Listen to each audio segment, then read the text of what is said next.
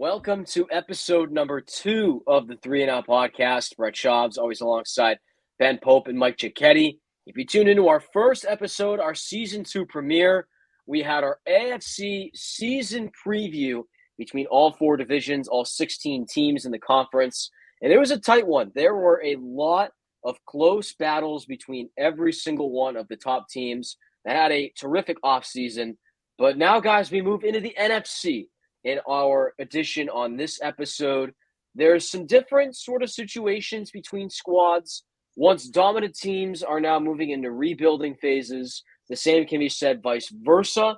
So let's kick it off with our first division here, and that is the NFC East between the Eagles, Cowboys, Giants, and now Washington Commanders. I will begin with the Philadelphia Eagles. Just jumping right into things here. BC, let us talk. Go ahead. You know what? We're going to take a brief pause. How is everybody's evening going? Oh, my God. Well, BC insulted the heck out of me before we started recording, but aside from that, we're doing great, everyone. How are you doing, Mike? A little shocked by his comments, but, you know, we'll make it through. We'll make it through. We will make it through. Ben will be okay, despite contrary belief. But let's move into our NFC season preview. I'll begin with the Philadelphia Eagles, who are sort of looking with a newly shaped team heading into this season. The offense had a lot of new changes. They upgraded their offensive line a little bit.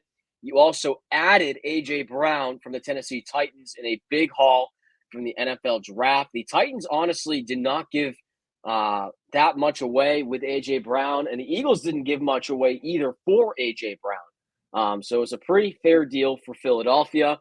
They also added Jordan Davis in the draft to complement several other rookies that were a part of that shining class that the Eagles drafted. And now they're sort of looking at this division almost like it's theirs to lose. Second-year quarterback Jalen Hurts is looking a lot stronger under second-year head coach Nick Sirianni. And the Eagles almost look like they can win this division with ease, depending on how Dallas does. But this offense looks a lot better. The defense looks stronger under Darius Slay and various other weapons. And there are all good things coming out of camp from Philadelphia. So the Eagles are looking to be a very strong team this season. Yeah, since you mentioned them, I'll go right to the Dallas Cowboys then. The Cowboys scare me this season. They lost a lot of significant pieces in the offseason. They lost La'el Collins, their right tackle. They lost Randy Gregory off the edge. They lost Amari Cooper, and they also lost Connor Williams on the O-line. They lost 2 linemen, one of their receivers. They also lost Cedric Wilson as well, who went to Miami, and Randy Gregory, who was a standout last year. They did add Anthony Barr and Dante Fowler, however, and also James Washington. But all in all, I'm just not super, super confident in Dallas this year. I think they'll be good. I don't think they will be improving upon what they did last year. I don't think they'll be better than how they were last year. CeeDee Lamb, I'm expecting a huge breakout year from him. He is basically the only, or now the definitive number 1 receiver on this team. Zeke and Tony Pollard, basically a committee running back, maybe. We'll see how that goes. And defensively, like I mentioned, they added some pieces, but losing Randy Gregory and not really upgrading their secondary a whole ton doesn't really do a whole lot for me. I don't think they'll be bad, like I said, by any means, but I just don't see them as one of the top contenders like they could have been last season. Yeah, I totally agree. Like, one quick thing about the Cowboys is, specifically with CeeDee Lamb, he was a player that kind of underwhelmed to me last year. I thought last year was going to be a sophomore breakout for him, and he had a solid season. I don't think it was anything to the expectations that he did have, but kind of doing some research in regards to like fantasy stuff. It kind of applies to the season I think CeeDee Lamb will have. players going into their third year who are a first-round talent. They're expected to have kind of the target share that Lamb's supposed to have, which is, I would say, at the very minimum, 135 to 140 targets. They all have very successful seasons. So I think that's a point to have some faith in Lamb there. But transitioning over to, I guess, one of the more forgotten teams in the division, because I think the Eagles and the Cowboys are getting most of the traction, are the New York Giants. They're a team that really interests me. They're bringing in kind of a new face coaching staff, kind of led up by Brian Dable, their new head coach, who's coming over from the Buffalo Bills as their former offensive coordinator, and also Mike Kafka, who's taking over as the offensive coordinator, who was an assistant under Eric Bieniemy in the Kansas City offense the previous few years. So it's going to be a definitely new look offense for the Giants. They added a couple big pieces in the draft, most specifically Kayvon Thibodeau and Evan Neal on the offensive line. Kayvon Thibodeau just injured against the Bengals a few days ago. So he will be very questionable. I don't know if he's going to be able to start the season for them, but he's an addition on the defensive side of the ball. But they've got kind of an interesting offense. It's very much all up to Daniel Jones because they do have a returning Saquon Barkley. He is 2 years off of his Achilles tear, and he is seemingly over all these injuries that he kind of dealt with last year. I don't think he's very much an injury worry, to be honest with you. It seems like he's very motivated to kind of refine himself and display that dominant form that we saw in his first 2 years in the NFL.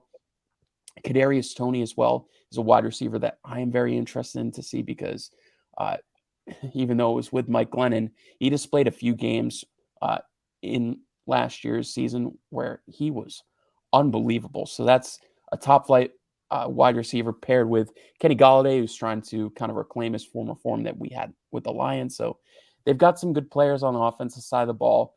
Defense is still a little bit of a question mark, but they're a very interesting team. I don't know where exactly they fall. I think it really does fall on the shoulders of Daniel Jones once again. I was surprised that they didn't make a move for one of the veteran quarterbacks that was available, whether it was Baker Mayfield, who moved on to the Carolina Panthers, or Jimmy Garoppolo, who's still out there on the San Francisco 49ers. So they do have some belief in Daniel Jones. They did not pull the trigger on that. So they're kind of leaving it up to Danny Dimes to see how their season falls.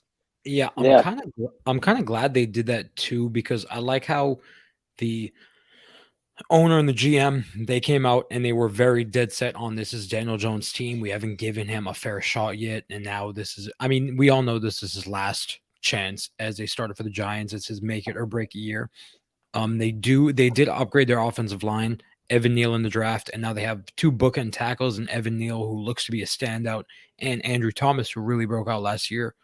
Also signed Mark Glowinski, the Colts guard. So definitely an upgraded offensive line. You get Saquon back.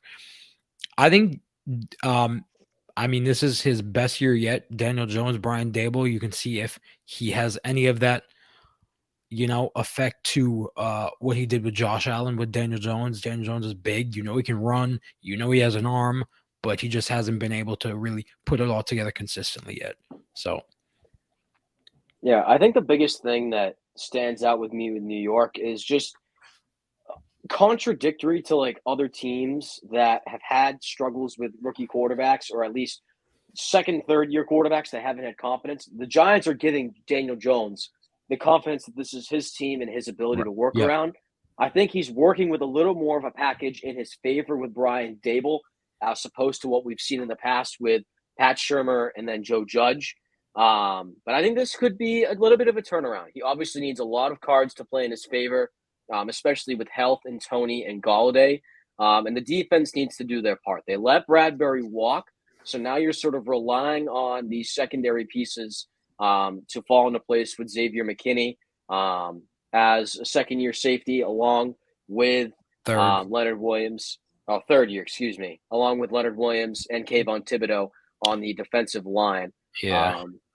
There's a lot of pieces that need to fall together for New York, but they're not looking anything special. Just something to improve on. Very similar to what we talked about in the AFC. Yeah, I think as of right now, Xavier McKinney might be their best defensive player.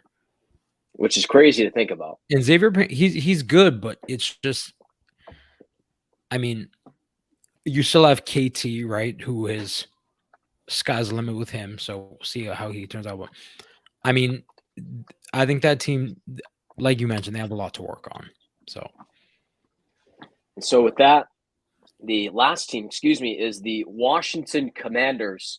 They were the Washington football team last year, rebranded. They are now the Commanders going into their first season.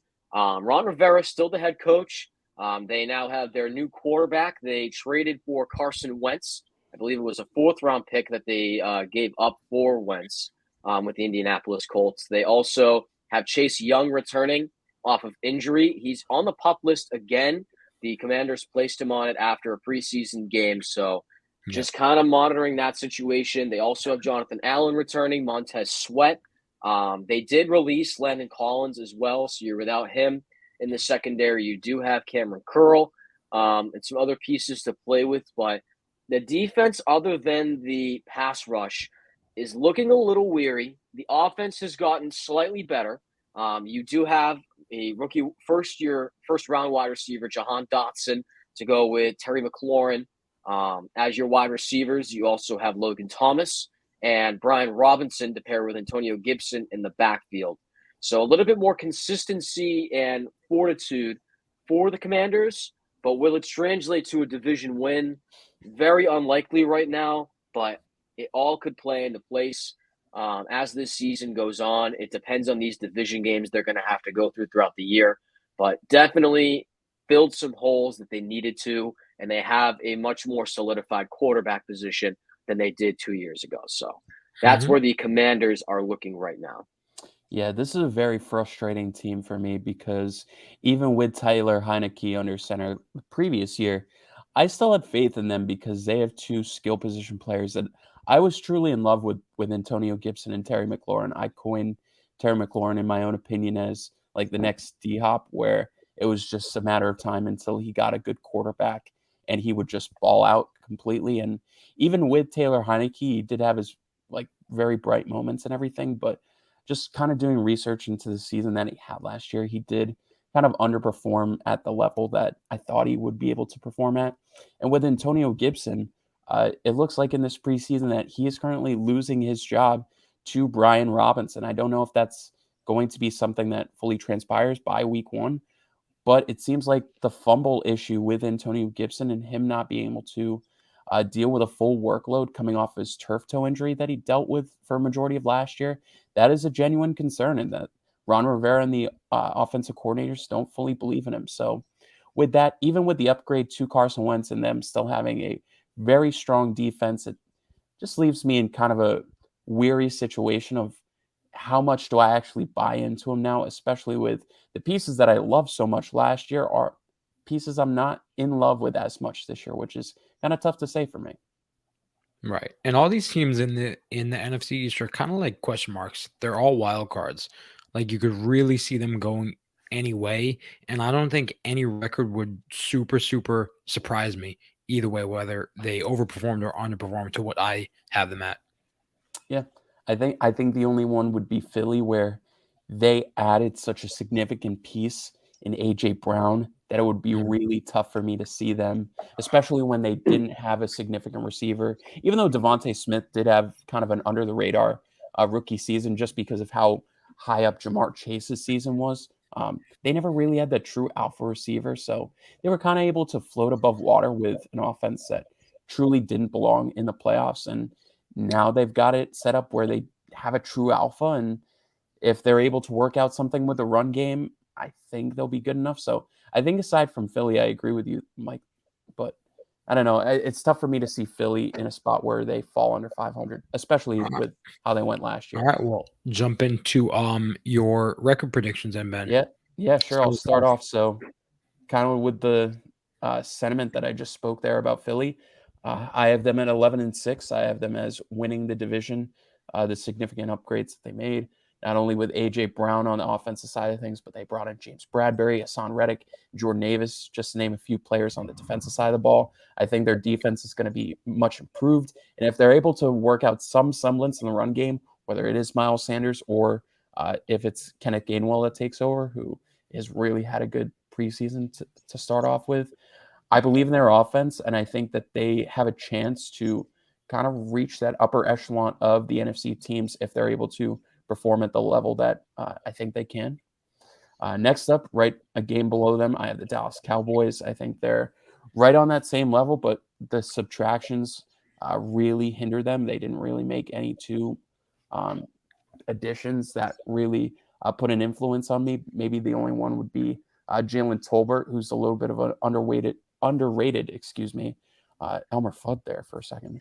A little bit of an underrated wide receiver coming into his rookie year. I think he can truly take over Amari Cooper's role in the offense. So I like Jalen Tolbert, and the Cowboys right below the Eagles at 10-7. Right after that, I have the Commanders at 7-10.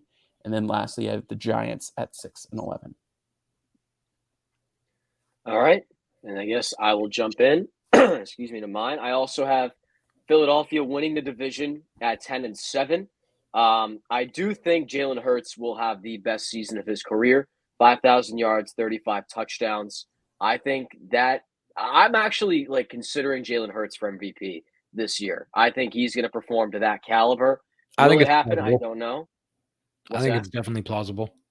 Yeah, we will definitely see. Under that, I have the Cowboys, very similar to Ben, a game under at 9-8.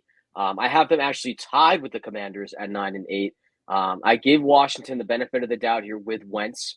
I think it's a little bit of better quarterback play from what they had before. Yep. That's why I have them at that winning record, but it's very close. It could go to a losing record in a heartbeat. But I have them tied with Dallas at 9-8, and then I have the Giants finishing last at 4-13. We're all right around the same.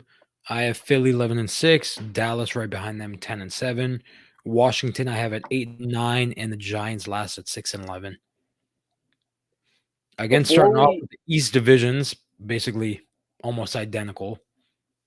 Yeah, I mean, it was very similar to how we did the AFC East preview, and I don't know. Just to go to the Giants one more time before we move on, Daniel Jones is just. I have confidence, but I don't have confidence. I don't know. I know Ben probably watched it, but I don't know if you guys saw the Colin Cowherd show a few weeks ago. He did a schedule outlook on Daniel Jones. And if you look at the first 6 weeks of the season and who the Giants are playing, and you compare Daniel Jones to the opposing quarterback, he's either of equal value or not as good statistically as that quarterback. So that almost has me believe that he's either going to perform subpar or somehow perform better than expectations. But I'm going to take the first one. I don't know. It's going to be a weird season. There's just so many different things that could happen with New York. But I feel like all of us have them down below. I think Mike is shocked that the first mention of the herd was not by yours truly. But I was debating on kicking you off of the stream. Yeah, but I had to play nice. Speaking of playing nice, we will jump into the NFC North. I'll give it to Ben. Ben, go ahead. So you know who I'm going to start with. It is Go Pack Go. It is the Green Bay Packers. They are in a really interesting spot because they lost arguably the biggest piece of the offseason in Devontae Adams, who was the known commodity for Aaron Rodgers, his number one receiver. And Aaron Rodgers actually re-signed, which was a little bit of a surprising move that Rodgers re-signed and Adams did end up leaving to the Raiders, but it was just a matter of negotiations, I guess. But they still did have a pretty solid offseason. They brought in Devondre Campbell to fill in the role that they lost with Zadarius Smith going over to the rival Vikings. They were able to still keep Rasul Douglas in that cornerback room with Jair Alexander and Eric Stokes, which I'm really happy about. They were able to pretty much keep the majority of their defensive pieces together, minus Zadarius Smith, which was a really big benefit for them. They were able to keep Alan Lazard in the room, so he is going to be their number one wide receiver, along with some additional pieces that they brought in via the draft and free agency, including Sammy Watkins and standout Romeo Doubs, who's been really phenomenal in training camp so far. And they've also have Christian Watson that they took in the draft as well. Hoping for Robert Tonyan to recover from his ACL tear against the Cardinals last season, and also hoping for David Bakhtiari to come back healthy on the O-line. This is a team where I'm really interested to see where your perspectives are at, guys, because I genuinely don't think they're going to like downgrade as much as I thought originally, because No, they're not. their offense I still think their offense is good enough to function properly, especially if the reports from training camp are true that they plan on giving Aaron Jones and AJ Dillon a higher workload, not only in the run game, but also in the pass game. They're trying to get them each 50 catches, which would be phenomenal because Aaron Jones is phenomenal with the ball in his hands. And AJ Dillon is someone that I believe can have a really big junior season in the NFL. And especially because it's still Aaron Rodgers. He's back-to-back MVP. I trust this coaching staff alongside Matt LaFleur. It's a really good coaching staff. Honestly, one of my favorites, if not my favorite, in the entire league. The defense is still very stout in a conference with a lot of high-powered offenses. That's really something important to have. Yeah, I don't have the Packers faltering too much, but I don't know if they'll be the clear favorites in the division as they previously were. The Packers' defense got better, too. You did lose Darius Smith. That doesn't he was hurt for the majority of last year, too, so it really didn't make that too much of an impact. Right? Same with Jair. You get Jair back, right? Yep. You have Eric Stokes, and you have Rasul Douglas, who they picked up off of Arizona's practice squad and was balling out for the year. You have the safety duo, Adrian Amos and Darnell Savage, who are great. You draft Devontae Wyatt, Quay Walker, and Kingsley Enagbare, who are all three pieces on your front seven, along with the reason why I don't the Zadarius Smith leaving doesn't really affect me much is because of the emergence of Rashawn Gary. It was only a matter of time before he got going, and he did last year. It's him, and it's that defense got better, in my opinion. So the talks about them really regressing, right, from last year, it doesn't do a lot for me. The Devontae Adams loss is especially tough, but I can never bet against Aaron Rodgers as long as he has serviceable, pass catchers around him. I think he'll be fine. Yeah, I have no problems with Green Bay Packers. Neither do I. When you have Aaron Rodgers at quarterback, it doesn't really phase me as much that Devontae Adams is gone. If it was somebody different at quarterback, say like a Carson Wentz or someone on a lower tier, then I'd be genuinely concerned. But when you have a back-to-back MVP as your starting quarterback who's been known to make things like this work in the past, I have zero doubt that Green Bay is going to do very similar things that they did. I wouldn't put them at the threshold that they were at last year, but very similar in the style of play that they had. I agree 100% the defense got better. I'm honestly predicting that Devondre Campbell has over 10 sacks this season. I'm honestly expecting similar numbers from Rashawn Gary. I think the pass rush will be phenomenal. Your secondary is another year stronger. I think the reports out of camp from Romeo Doubs and Allen Lazard are going to hold up to be true, and that they'll be solid. But I honestly see Green Bay in a good spot, and I still could see them winning the division. So you never know. So I will move on here, and I will talk about the Minnesota Vikings, who have a new look as well coming into this season. They have fired Mike Zimmer. They are now with former Rams offensive coordinator Kevin O'Connell, who has a very offensive-minded package and playbook that's going to work with Kirk Cousins. And now Justin Jefferson, who's coming into another year stronger and is really looking to maybe even be the best receiver in the NFL along with Adams and Kupp. You also have Dalvin Cook and Alexander Mattison, who have worked out to be really strong in the run game. You also have I just blanked on his name. Adam Thielen. Thank you, Brett, for actually remembering it. You have Adam Thielen to complement Justin Jefferson. You also have Irv Smith, who's back from being injured all of last year. He should be dynamic for Kirk Cousins a little bit this year. Did you want to make a point, Ben, or were you just saying? I was just saying, don't forget Mr. KJ Osborne, who Yep, had a really solid first half to the year. Kind of slowed off in the second half, but he's a really good third receiver as well. Absolutely. The offensive line, top 10 in the NFL, phenomenal the way they built it up the last few years. And then you move to the defense. You got Zadarius Smith, who we just talked about. You're adding some pieces to the defensive line. The defense is still sort of working around a little bit and trying to find some solidarity. They've had some veterans move on in the past. You acquire Patrick Peterson from the Arizona Cardinals. He is now within your secondary as a veteran. So you could see some shakeups for the Vikings defense, but I think the offense is going to help supplement all of the differences that the defenses have had in the past, to put it the lack of a better term. But I expect big things out of the Vikings this year and a much different look. And I think a lot of people are expecting the same and a lot of positive things from Minnesota. Their defense doesn't worry me. Vikings have one of the best linebacker cores.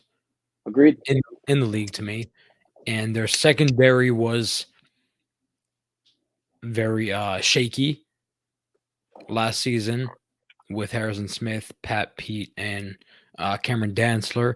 They went out first 2 rounds of the draft, got Lewis Seen, safety out of Georgia, and then Andrew Booth out of Clemson, cornerback, who I think they really built up that secondary room very well. And yeah, big things from Minnesota. You'll see. Moving on. Brett, talk to me about the Lions. Oh, I'll talk to you about the Lions. Pass that ball to me, please. I am passing the torch to Ben. Oh, thank you. I didn't take much. As long as you let me talk about the Bears. Oh, you can take them. Dan Campbell is a man that knows how to make good television. Let's just say that. Hard Knocks has been. You're so lucky I gave you the Lions. I've been dying to talk about them so much. So the Lions are one of my biggest sleeper teams that I really like them this year.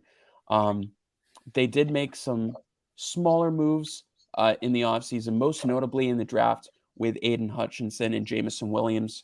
They're 2 big first-round picks. Jamison Williams recovering from his ACL injury that he suffered back in January. So he likely won't be ready until after, I believe it's their week 6 or week 7 bye. So he should be ready kind of by the midway point of the season.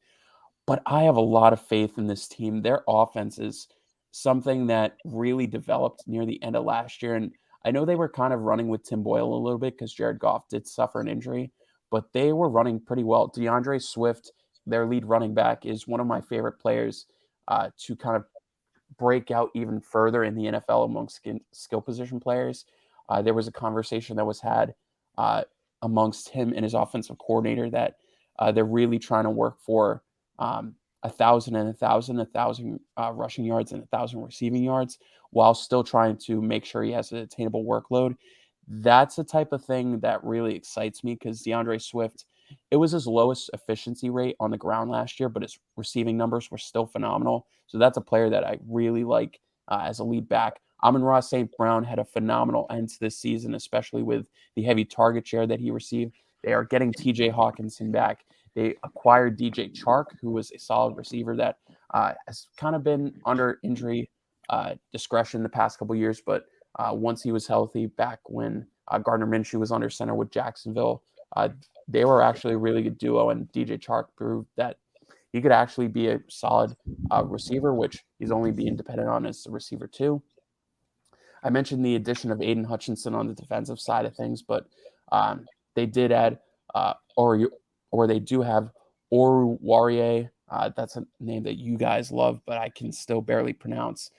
So they've got some solid playmakers on defense. It's still something to be worked on, though, and they've got a phenomenal offensive line. They're going to be getting Frank Ragnow back from the injury that he suffered last year. They are right up there in the top 5 of offensive lines in the league, according to PFF. So with a strong line, and hopefully improvement from the offense that we saw at the end of last year, this is a team that I think can be a little bit surprising, not only in the North, but in the NFC playoff race in general. That's what I love about the Lions is you see them. They're a bottom team when you see it from surface level, but they have one of the best offensive lines in the league, which is a rarity to see among bad teams, among teams who get top 5 picks in the draft. But a fact that I love about the Detroit Lions last season, they had 6 games that they lost within one possession. You switch those 6 games, they have 9 wins. Yep. They did get better. I'm curious to see how Jeff Okudah turns out.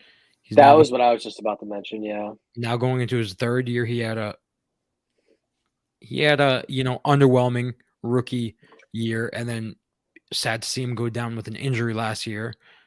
But we'll see if he can, play to at least better than his rookie year. They got something there along in the secondary with Oruwariye. But the Lions are definitely interesting. I could definitely see them become a shocking team, like Ben mentioned. Brett, I'll go ahead. But before I get into Chicago, I just the one thing that I love so much about Detroit is that their offense, to me, is so similar to San Francisco. It's so similar. Do you elaborate? In the dynamicism or the dynamics between both sides. You have Amon-Ra St. Brown that plays not as good of a level, but a very similar style of play as Deebo Samuel. You can use him in the backfield, out in the slot, on the outside. You can pretty much use him anywhere.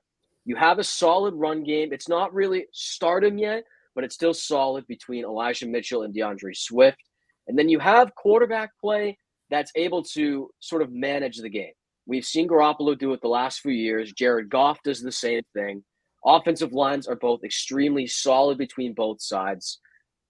If Detroit, I'm not saying they are San Francisco in no means whatsoever, but if the offense can play to the same dynamics and consistency as San Francisco does every year, I could seriously see them getting 8 or 9 wins this year if the defense can hold up. You have Oruwariye, as we mentioned. You have Jeff Okudah coming back.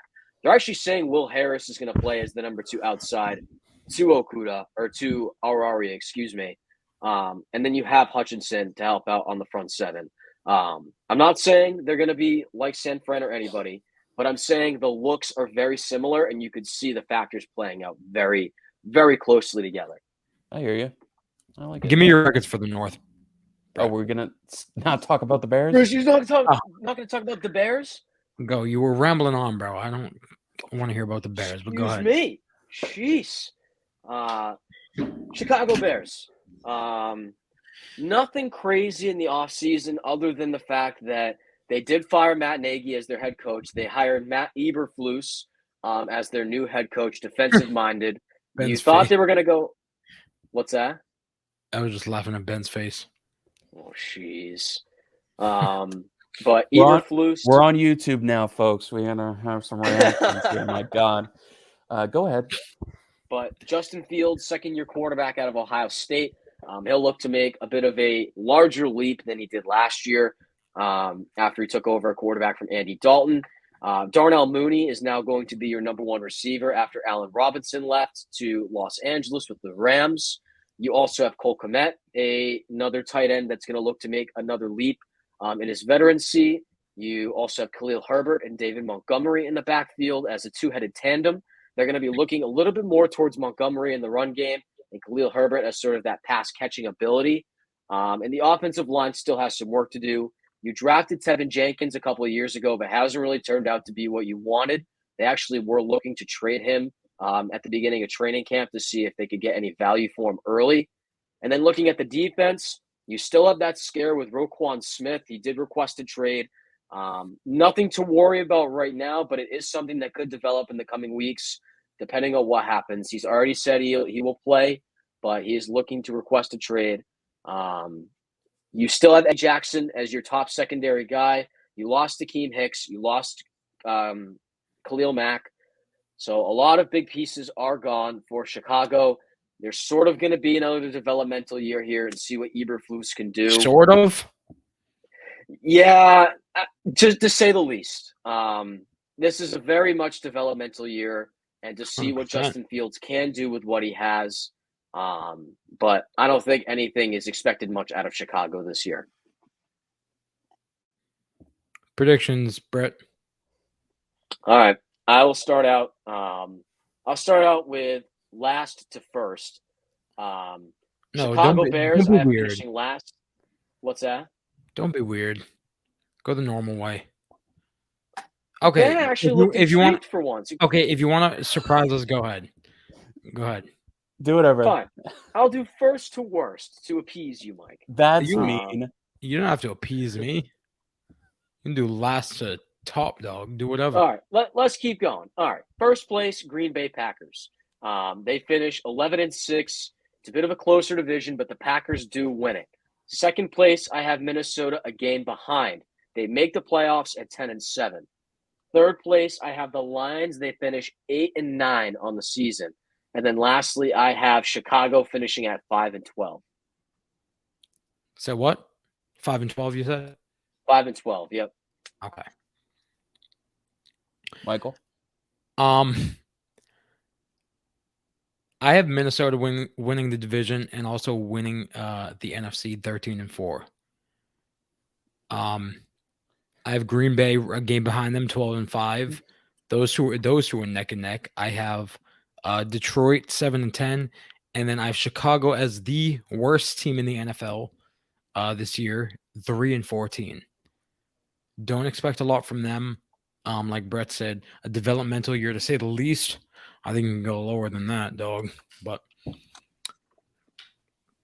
I have like one small difference, but I'm the exact same as Mike.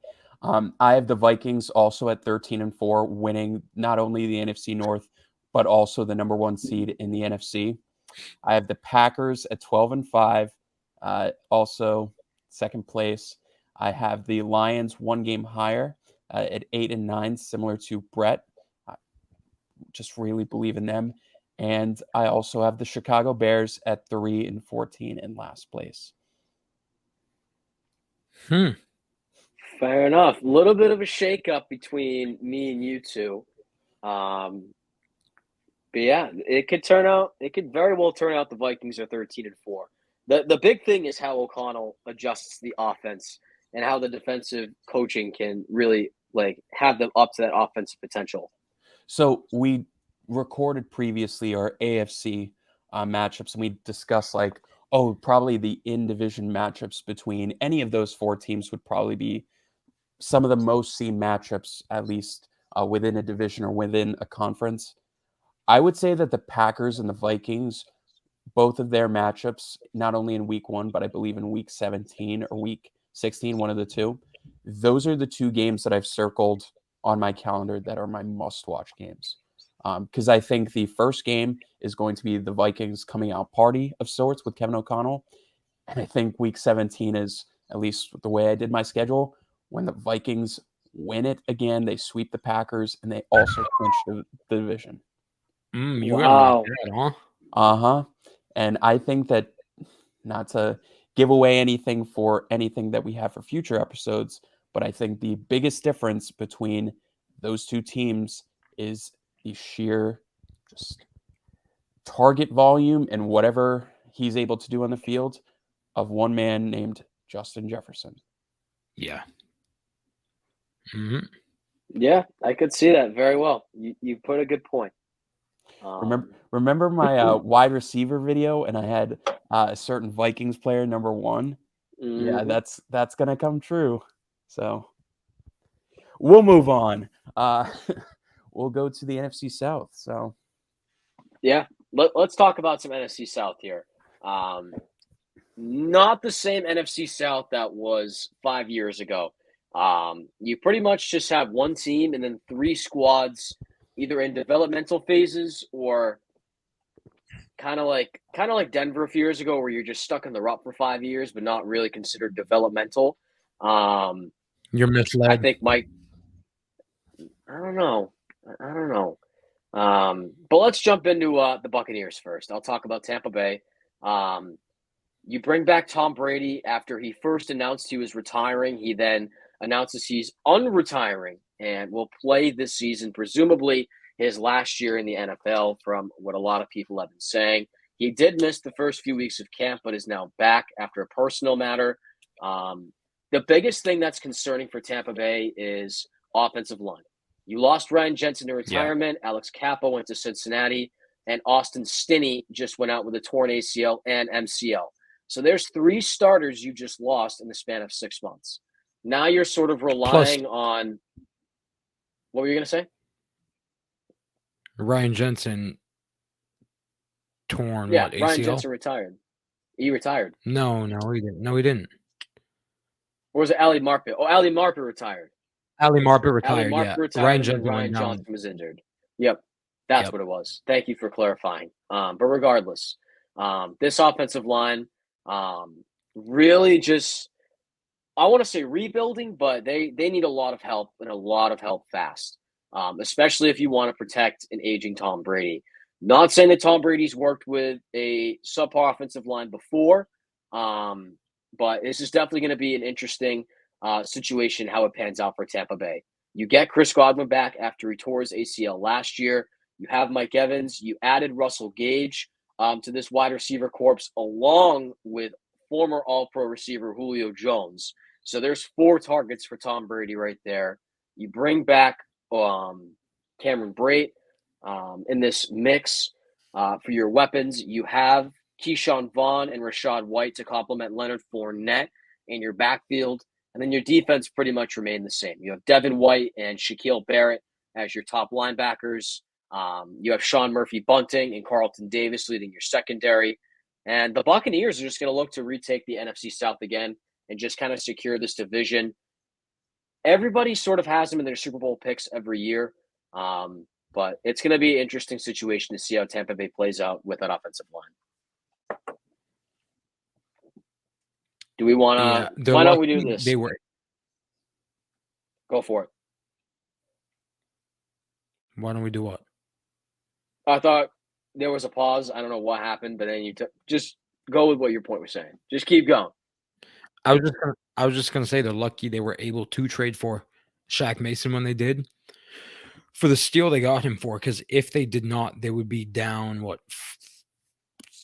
three starters from last year. Well, they still are, but Shaq Mason is a improvement over the guard play.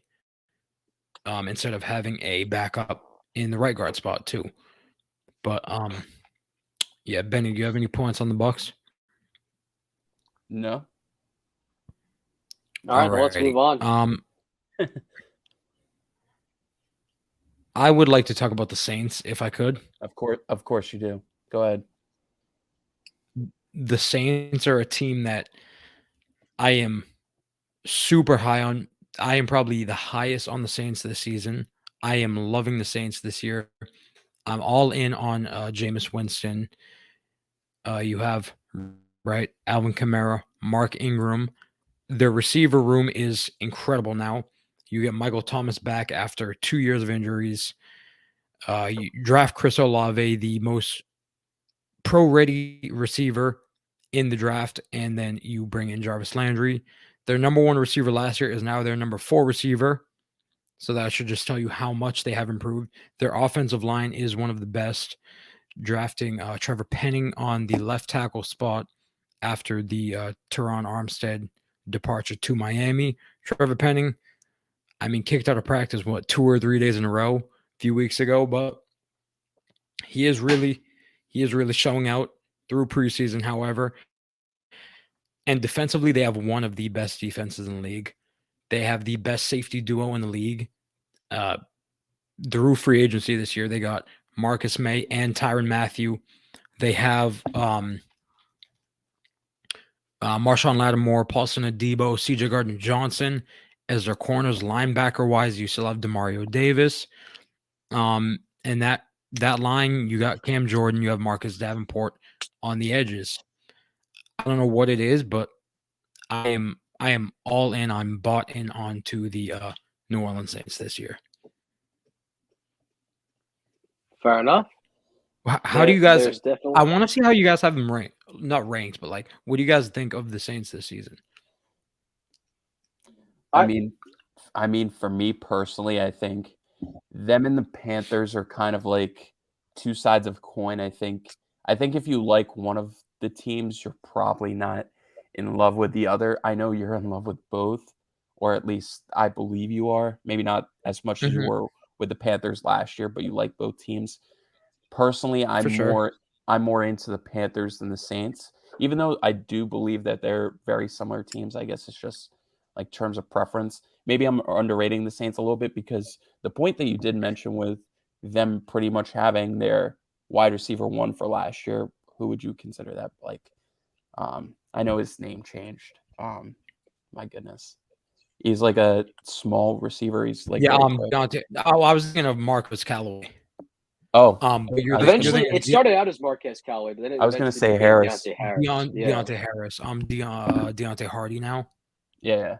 But that's honestly a very good point. I think it's just my personal preference of like the offensive pieces, and I don't know if I buy into their offensive line as much as like you do. I think that the loss of Armstead is pretty big, and like they are bringing in the Honey Badger and stuff like that, and they did bring in like solid pieces on defense, but I don't know. I don't know if I like fully buy into them yet. It might be just my case of me not paying attention to them as much, and maybe that's the fault of my own. But yeah, I don't know. I'm not too bought into them personally.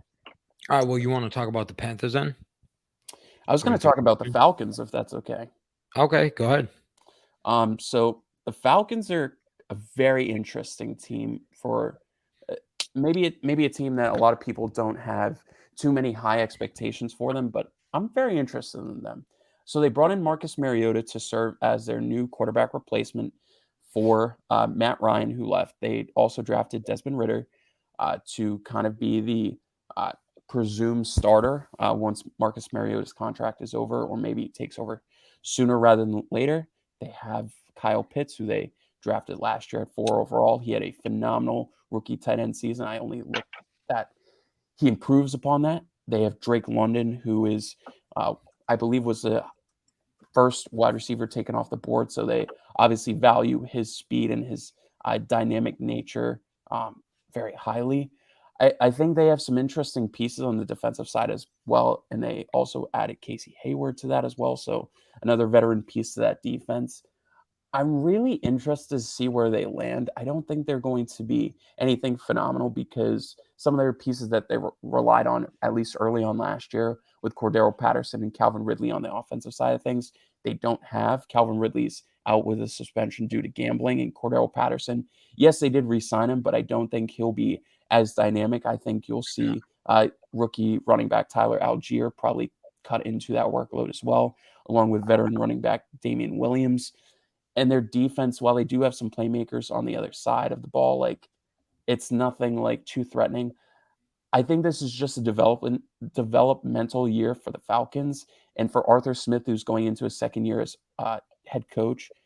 I don't think that's a great sign to be had, but I think that's kind of the only output that they can really have unless they really surprise.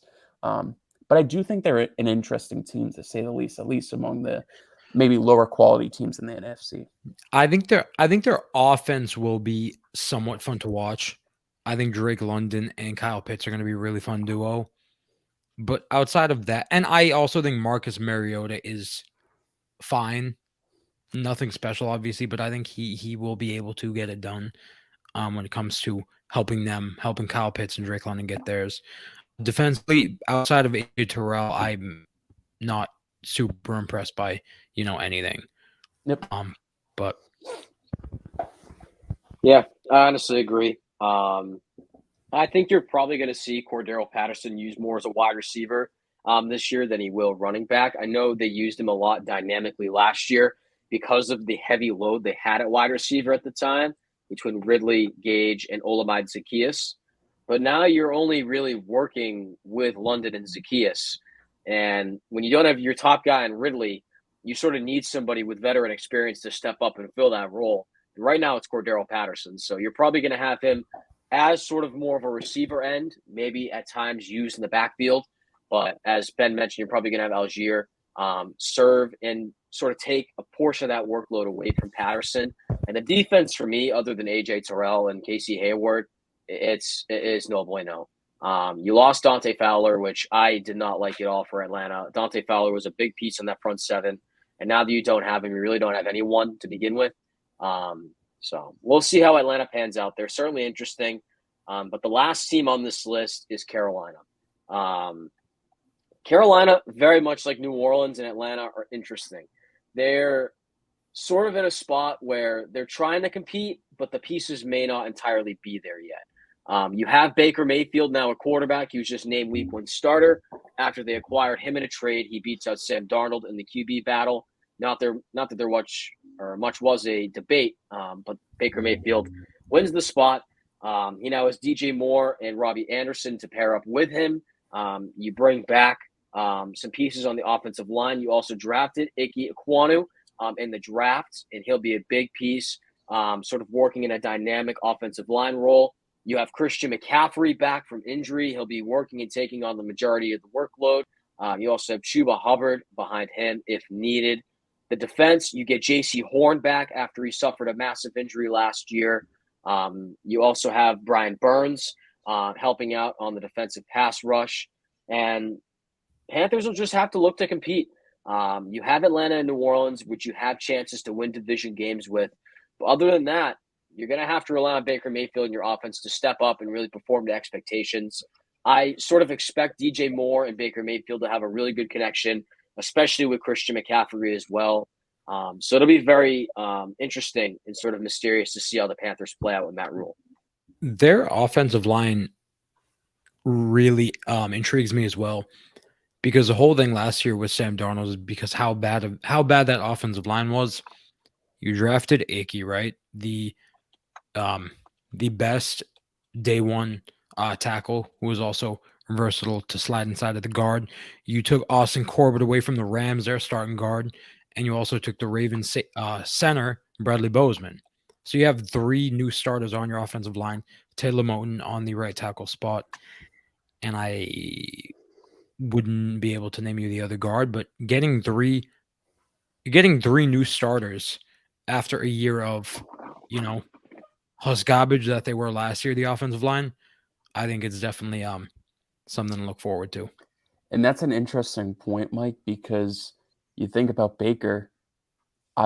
I can't remember exactly how the O-line was year 1 in Cleveland, the year he took over from, Ty God Taylor.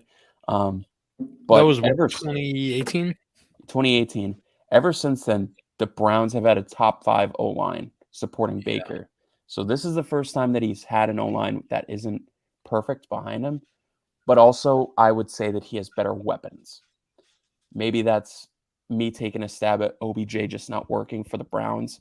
But I think that between Run CMC, DJ Moore, Robbie Anderson, even Terrace Marshall, if he's able to actually take a few steps forward, he was supposed to be like one of the more underrated rookie receivers last year, and he really didn't do much.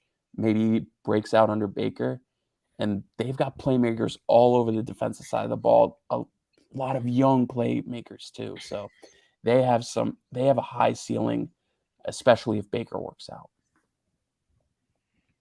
All right, let's jump into predictions. Mike, go first. Alrighty, I have the Bucks, obviously, first place at 12-5. I have the Saints in second, 11-6, 1 game behind them. I have the Carolina Panthers in third at 9-8, and I have Atlanta as the second worst team in the NFC at 4-13. Very interesting. So I have the Bucks in first place at 11-6. I have the Panthers next at 8-9. I have the Saints right after them at 7-10, and then I have the Falcons at 3-14. Okay. I also have the Bucks in first place at 11-6. Then I have the Saints in second at 9-8. I gave them the benefit of the doubt, but I'll put it straightforward. I don't like Dennis Allen. Third place, Panthers at 7-10. And then I have the Falcons in last at 6-11. So a little bit of a difference between each of the three of Mhm. us. Mike is very high on New Orleans. I am. I'm super. For the longest time, at the beginning portion of the offseason, I had them as the division winners until the Bucks made their moves in Logan Ryan and Akeem Hicks, and looking at their depth later on in the offseason, they're just as good, So I can't really. And then the thing, you can't bet against Brady first, but yeah, the Saints, I have them right behind. That and like another thing that factored in for me is Chris Godwin is coming back way earlier than I thought he would be. Yep, because originally, Mhm. like when I first was thinking about Saints could take the division, they were saying Chris Godwin won't be back until around Thanksgiving, Yeah, which is what, midseason. half the year? Yeah. Yeah. And now they're saying first few weeks or so. So he's ahead of schedule, which definitely helps Brady out. I also think Russell Gage will be a nice little piece for Brady as well. I agree. I was really into Russell Gage, but I can't lie, I'm intrigued by Julio Jones now because his efficiency in Tennessee last year, while he wasn't used on a very high like target rate or anything, and he did deal with like an injury or two, his efficiency was still like against man and everything, and his yards per like route run, it was still like top 20 in the league. So I'm interested to see how that works out. Brady's got a lot of toys to play with. Yep. Like If you think about it, Brady has played with 3 of maybe the top 5 receivers of the 2010s That's fair. in AB, Julio, That's and Mike true. Evans. AB, Julio, and Mike Evans. Mhm. Okay. I thought you were going with like top 10 of the top 10 of the 2000s, and I thought you were going to throw Randy Moss in there, but You could, yours works too. That works too. Yeah, they both work. Which is and nuts that was to just think what about, in the past 2 years. Yep. Jeez. So, I mean, yeah. Moving on though to BC's most anticipated division with his third favorite team, right? The Seattle Seahawks. I think that's how that works. That should be right. We follow Drew Lock wherever he goes. I'm a Drew Lock stan. I'm not a Seahawks stan. Well, that's one and the same. You better be a Geno stan, because All right, let's jump into the NFC West, shall we? Yeah. Why don't we have Michael start? Yeah, go for it. This Brett's been like, let me dive my claws in. Okay. I don't know where to start. Let's start. We'll start with the Cardinals, right? Oof. The Cardinals concern me. I think they're going to be a little underwhelming. They signed Kyle. They signed Kyler Murray to that big extension. I don't think they'll. I haven't really thought of how exactly I want to word it. I don't think they'll regret that contract because I do think Kyler is a good quarterback. But I think he's going to I don't know how to word it. I just don't think it'll be, or he'll end up being what they expected or what the money ends up being. I hope he proves me wrong because I do really like Kyler. James Conner, the best red zone back last season. I think having him as your lead back is kind of interesting now. So we will see how that turns out. Hollywood Brown, I think, was a beautiful addition through trade from the Baltimore Ravens. I think him and Kyler will be. They were college teammates too at Oklahoma. AJ Green, who was, and then D Hop comes back after 6 games. So I think that will be fine once D Hop comes back. D Hop and Hollywood. You also have Rondale Moore, who Ben. I was gonna say, don't forget Rondale Moore. He was super dynamic last year. What were you gonna say with Ben and Rondale Moore? I was gonna say who Ben likes. I'm indifferent. Well, look. And then defensively, there isn't, a ton. Defensive line wise, you have JJ Watt. He's just another year older. You lost Chandler Jones. The linebacker room, I'm really curious about. You have Zaven Collins and Isaiah Simmons. The past 2 years of 2021 and 2020, their first-round picks. I think Isaiah Simmons is a super, super great player. He was just on the outside of my top 10 linebackers. Very versatile. And I think Zaven Collins can be a impressive player on that defense next year. Secondary-wise, you have Byron Murphy, who's fine as a cornerback one, though. It's kind of shaky because he hasn't really proven to be that number one option. And then Budda Baker as your main safety is what you would want. But all in all, I think they're going to be underwhelming. They made the playoffs last year, and I don't see them really making many waves this season, we can say. Very, very interesting. Another team with a quarterback that likes to run, now at least, is the San Francisco 49ers, who I'll be talking about. This is a team, shout out JC, that surprisingly got as far as they would, at least in my opinion, to the NFC Championship. And they had a really strong run on the back of just playing really good defense and efficient football. I don't know if Jimmy Garoppolo was maybe a catalyst of that, and maybe that's why they're moving on now to this now second-year quarterback, Trey Lance, who I think a lot of people are still very mixed about. I don't know if anyone's truly sold on what Trey Lance will be able to do this year. But one thing I am sold on is Kyle Shanahan and the way that he runs his football team. On both sides of the ball, they have great weapons. You talk about Deebo Samuel, Brandon Ayuk, Elijah Mitchell, George Kittle, and the god himself, Kyle Juszczyk, as the fullback position. They've got a very solid O-line led up by Trent Williams that they still have a little bit of uncertainty. They have a couple people taking over at the guards, specifically Aaron Banks. They've got a really solid defense led up by Nick Bosa and Javon Kinlaw. They also have one of the best linebacker cores led up by Fred Warner with Dre Greenlaw and Azeez Al-Shaair. So they've got very, very strong stuff over there. I think their secondary still is probably their biggest concern, at least to me, outside of maybe the concerns around Trey Lance, which it was the same way last year. But I'm really, really interested to see where Trey Lance ends up this year because they still have Jimmy Garoppolo.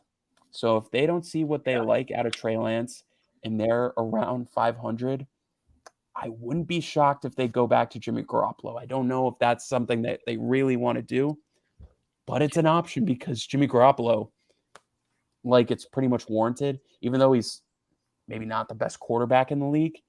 He's got close to like a 700 winning percentage as a San Francisco starting quarterback. So Kyle Shanahan's got that option in the back of his pocket. Does he need to go to it? We'll see. But I still think San Francisco is one of the top classes in regards to teams in this division. Yeah, I'm excited for Trey Lance in the Shanahan offense too. That's going to be really, really fun to watch. It kind of reminds me of, guys, a few years ago when Lamar Jackson took over for Joe Flacco and the type of team that he was taking over. That was a very efficient team on both sides of the ball. They had a strong defense. They still had Harbaugh at the head coaching position. They had some good playmakers, maybe not as good as what San Francisco has right now, but it's a similar situation where you didn't know what you were getting out of Lamar, but it provided a higher ceiling than Flacco/Garoppolo did, so they went with it. So are you telling us to put our money on Trey Lance to win MVP? Definitely not this year because I've got some more trusted options, but maybe next year we'll definitely see on his development because he's only taken like so many snaps at the quarterback position. He is still relatively new the past couple years to quarterbacking, so that it's a big question, but he still has amazing talent. All right, Brett, talk to us about your third favorite team, and then Ben can wrap it up with the reigning champs. Seattle Seahawks. Oh, you're really going to talk about them? Wow. Oof. Just the word to describe Seattle this year is just oof. Like no bueno. You better stop talking about your team like that. Let's go through what Seattle has done. So you start out the offseason by trading away Russell Wilson of the Denver Broncos. So there goes your franchise player. There was rumors the entire offseason. It happened. You now have Geno Smith and Drew Lock competing for the starting job week 1, although it is rumored that Geno Smith will have the job against Denver week 1 in Seattle. You That's upgraded tough. it. That's Trust me. tough. If there's anybody you're going to tell me if there's anyone that's going to tell me that's tough, I'm the one that's saying it's tough. But you upgraded at tight end. You did acquire Noah Fant. You also acquired Shelby Harris, who is a very big defensive piece up front. You still have DK Metcalf, Tyler Lockett, D. Eskridge. Chris Carson actually retired this offseason. He is done playing football after a lot of injuries. You now have Rashad Penny and Kenneth Walker leading your backfield, although Walker is sort of dealing with a hernia issue right now. So it looks like the early weeks will be a big workload for Rashad Penny. Offensive line still kind of working through the ruts. You let Dwayne Brown walk. He's now in New York. You did draft Charles Cross. I kept wanting to say Charles Walker, but Charles Cross from down south, you acquired him, so he will now be sort of the base of your offensive line now for years to come. I'm going to be honest with you. I actually like their offensive line. It's not horrible, but they're still working through some kinks. It's one of the worst. I like their offensive line because you have the two guards in Damian Lewis and Gabe Jackson. Yep. They acquired Gabe Jackson from that big flash sale that Gruden did on his offensive line a few years ago. Mm-hmm. And then the two tackles, you have Charles Cross and Abraham Lucas, two rookies who have really been showing out this preseason. So they have young offensive line I like, but like Seattle in general, how can you really like get excited about a team that has Drew Lock and Geno Smith in quarterback competition? All right. We haven't even talked about the defense yet. So let's you don't have to. Carlos Dunlap, Shelby Harris on the front seven. You also have Is Carlos Dunlap even there still? I thought so. If not, let me look. I believe he's elsewhere. He is. He's actually in Kansas City. So take that back. So it's literally just Shelby Harris. They have Uchenna Nwosu from the Chargers, right? True. Jordan Brooks in their linebacker room. And then their secondary is decent. Their secondary is probably the best part of their defense. You have Jamal Adams. You have Quandre Diggs, right? Who they resigned. Yep, Quandre Diggs. You have Jamal Adams. You lost Shaquille Griffin to Jacksonville. That was like 2 years ago, though. Yeah, still. This defense Sidney Jones. DJ Reed went to the Jets. Who is their other cornerback? I honestly forget, but it's tough sledding in Seattle. Yeah, Pete Carroll is going to have his work cut out for him in Seattle this year. A lot of people are presuming that this will be Pete Carroll's last year as Seattle sort of heads into developmental phases. But yeah, not looking good for the Seahawks this year after I think. Well, Brett's their number 2 corner came from Brett's second favorite team, and now he's on Brett's third favorite team. It's Artie Burns. Artie Burns, Pittsburgh.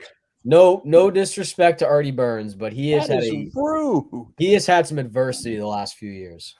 Oh, I love how when people say no disrespect, you know it's something disrespectful is following that. Oh yeah. But no, I mean Seattle. Yeah. All right, let's just leave it there. Ben, let's go to the champs. Brett, will it make you feel better if you cover the Rams? No. Okay.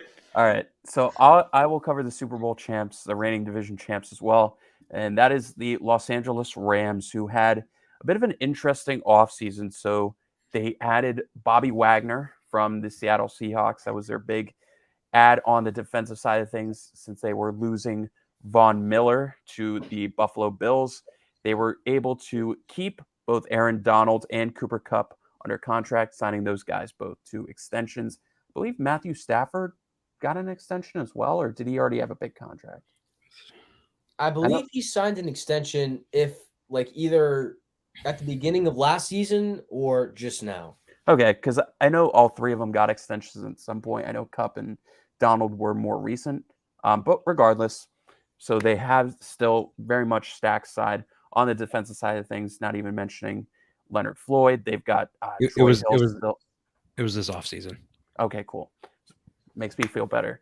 They've still got Leonard Floyd on the linebacker core as well, alongside Bobby Wagner. They've got Troy Hill and Jalen Ramsey kind of leading up the cornerback room and their offense. Even though they are missing Andrew Whitworth to retirement, which is going to be a big hit, I still do think they have a solid enough offensive line to protect Matthew Stafford, dealing with a little bit of an elbow injury right now. It seems like that's bothering him a little bit in training camp, but I don't think it's too big a concern according to Coach Sean McVay, so I'm not going to worry about it too much.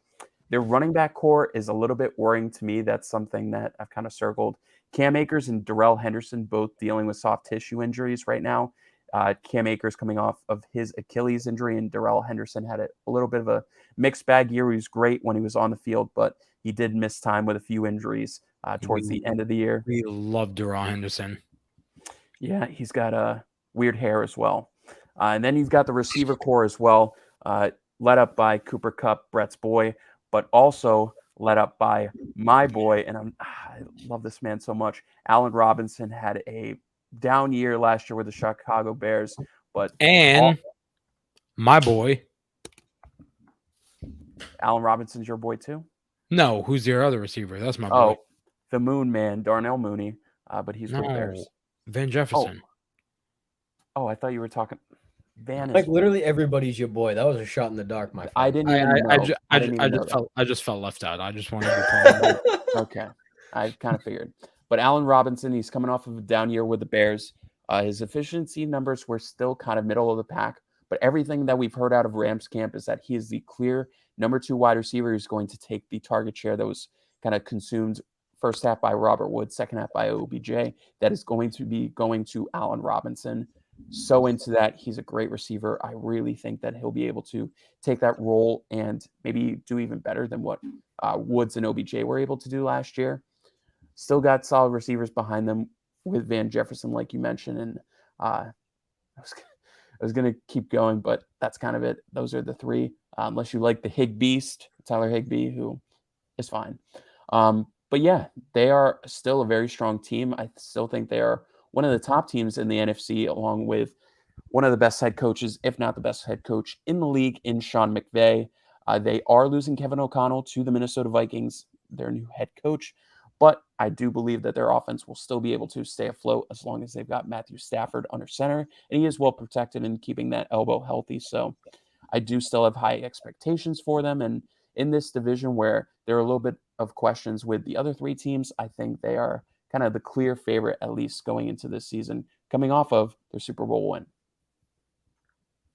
All right. So we can go right into our standings predictions. I don't mind starting off here because I am already blabbering at this moment. Let's do it. So let's do it to it. We'll start off at the top. I have the Rams winning the division at a 12-5 record. I have the 49ers coming in second place, only one game behind at 11-6.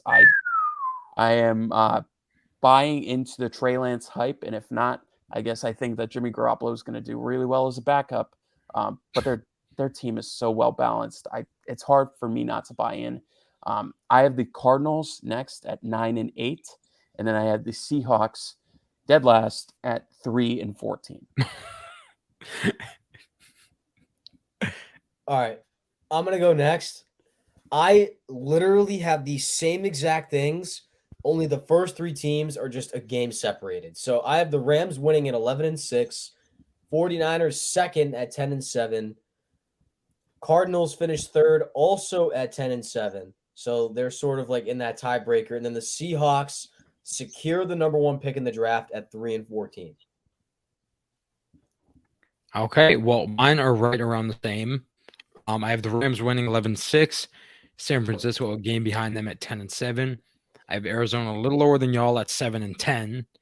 And then I have the Seattle Seahawks at 4-13. All righty. And we can now roll into our NFC playoff picture if we would like to. Let's go for it. MC, you want to start off with that? Yeah, I can do that. So, as the number 1 seed in the I think NFC, ours might be the exact same. We'll see. We'll see. I think. Oh wait, you have the Saints. Never mind. Oh yeah. Oh. NFC playoff picture. The first seed, I have the Minnesota Vikings as the 1 seed, 13-4. I have the Bucks in second at 12-5. I have the Rams third, 11-6. I also have Philly fourth, 11-6. The wild card teams, I have Green Bay at 12-5. Saints are the 6th seed at 11-6. And then I have the 49ers beating out the Cowboys, who were both tied for 10-7. All right. Moving on to mine. Number 1 seed is Green Bay. Number 2, Tampa Bay. Number 3 is LA. And the 4th seed is Philadelphia. And then my wild cards are Minnesota, 49ers, and then the Saints barely sneak in at 9-8. Why are you going to say barely? Come on now. Put some respect on their name. No. All right. So I've got mine starting at the top. I have the Minnesota Vikings at the number 1 seed. Number 2 seed, I have the Los Angeles Rams. The number 3 seed, I have the Philadelphia Eagles. And the 4 seed, I have the Tampa Bay Buccaneers. 5 seed, I have the Packers. The 6th seed is the Niners. And the 7th seed is the Cowboys. So. A little bit of difference here. I didn't have the Saints. I know you both did. Yep. What was the other difference? I actually just looked at my playoff predictions. I made a boo-boo. The Saints didn't make it in mine either. The 7 seed's Arizona. I lied. Well, Arizona's boo-boo too, so it wouldn't matter either way. Well, when the Cardinals are 10-7 and the Saints are 9-8, who's making the boo-boo? You want to bet who's better? Listen, we're not here to throw punches. We're just here to predict. I don't. We can do a bet here on the pod if you're. I don't mind putting a confident, wager, dog, because I know the Saints will have at least. Listen, 12 man, wins. I'm gonna roast myself right here. I already made a $10 bet that Mason Rudolph was going to be the number 1 quarterback heading into this year. I'm not losing another $10. Whose fault is that? You gotta be an idiot, dumb, or stupid to think that Mason Rudolph is gonna be the Steelers starting Q. And you were dead set on that too. I really was. Now that I look at it, I was pretty dumb. I would have rathered Big Ben. Current Big Ben. The first mention. I was gonna say Ben. It's not me. No. Big Ben was mentioned in our first episode because I said I was talking about him on the Fumble Rooski podcast, and now we mentioned him here, and it wasn't me. I think the streak's over. No, it's always me talking about Big Ben because he's bad. That's disrespectful. Well, now he was bad last year. He literally admitted it. He was like, "I don't know how we're playing the Chiefs. If we win, it's Bizarro land." That's an all-time quote, though. That was hilarious. That was pretty funny. But Ben, you can keep the Big Ben name alive if you want. We can start referring to you as Big Ben. I'd rather be like Bald Ben or something like that. Like, well, take your hat off for the people. I've already. Those of you who don't know, Ben shaved his head. If you didn't see the first episode, Ben don't discriminate. Never. You don't discriminate. Never. Unless it's Big Ben. But well, it's neither here nor there. But yeah, exciting stuff, huh? That officially wraps up. Pause. I don't have one prepared, but why don't we do it here? Throw out some Super Bowl predictions, or do we want to save that for next? I think we save those for the award show. All right. Okay, that's fair. We can run that. All right. So Very with that officially wraps up our official regular season playoff prediction preview shows here on the 3 and Out podcast. AFC, if you haven't turned in, go tune into it now. We covered all 16 AFC teams. We just covered all of the NFC squads. So if you missed the majority of the content, feel free to rewind and tune in. But that officially wraps up this episode of the 3 and Out podcast. Be sure to stay tuned in for episode 3 for our award show. And be sure to check us out on our new platform, YouTube. We will be uploading every week on YouTube, as well as all of our podcast platforms. As always, for Ben Pope and Mike Cicchetti, my name is Brett Schaubs. Take care. Brush your hair.